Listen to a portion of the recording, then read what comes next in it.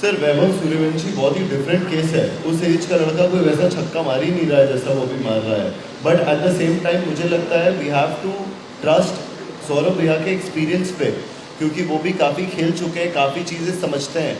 उनको भी आइडिया है कि प्लेयर्स कैसे बनते हैं। इनफैक्ट जब हम लोग भी स्टार्ट किए थे झारखंड आके खेलना, he was the one who was looking after things, looking after all the young players, कैसे हो रहा है। तो मुझे उतना भरोसा है इनके एक्सपीरियंस में कि if he has decided that कि ये सर्टेन चीज़ें उस तरीके से करानी है, ऑब्वियसली उसका कोई रीज़न होगा। हर चीज़ें you can not share in words, you can not share your thinking in words, but I am sure उसके पीछे एक रीज़न होता है, कैसे ऑर्गेनाइज करना है, कैसे करवाना है, किन प्लेयरों को कैसा बनाना है। So I am very happy with whatever he has planned, और धीरे धीरे हो सकता है उसमें भी चेंजेस आएंगे। बट अभी we have to this thing is happening, this league is happening, but at the same time जो आपके सेक्रेटरी होते हैं, स्पेशली जो इंडिया खेले हुए हैं, जो कि one of the best batters रहे हैं इंडिया के, तो उनके एक्सपीरियंस पे भी हम लोग को थोड़ा ट्रस्ट करना होगा, चीज़ों को लेके थोड़ा पेशेंस भी रखना होगा, as media, as audience, as crowd, everything.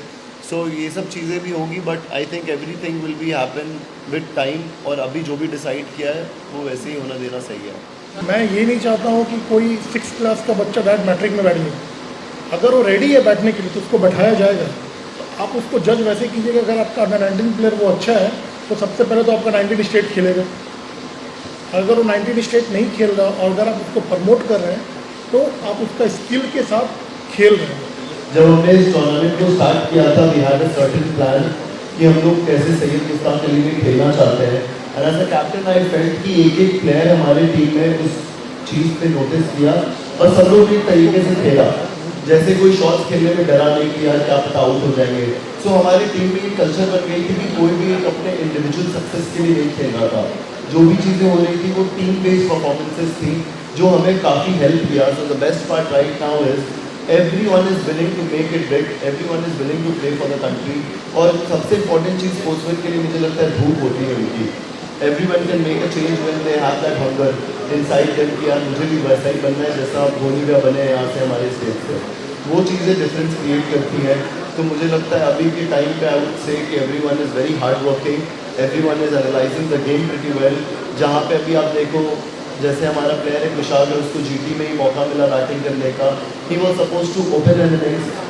वो टफ होता है, अच्छी टीम के खिलाफ कर रहा था, बट जैसे वो खेला that is something we appreciate कि वहाँ पे वो जाके अपने विकेट के बारे में नहीं सोचा। So that is something which I can see which is happening as a change in our team. And when players are going outside, Anukul is doing so well, हारी भी मैच उसने जिताई लास्ट में।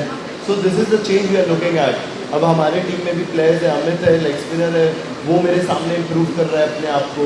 सो I think these little things जो कि बहुत point out नहीं होती है किसी unless you are a very big player, point out नहीं होती है, बट ये चेंजेस मुझे खुद भी दिख रहे हैं प्लेयर्स में।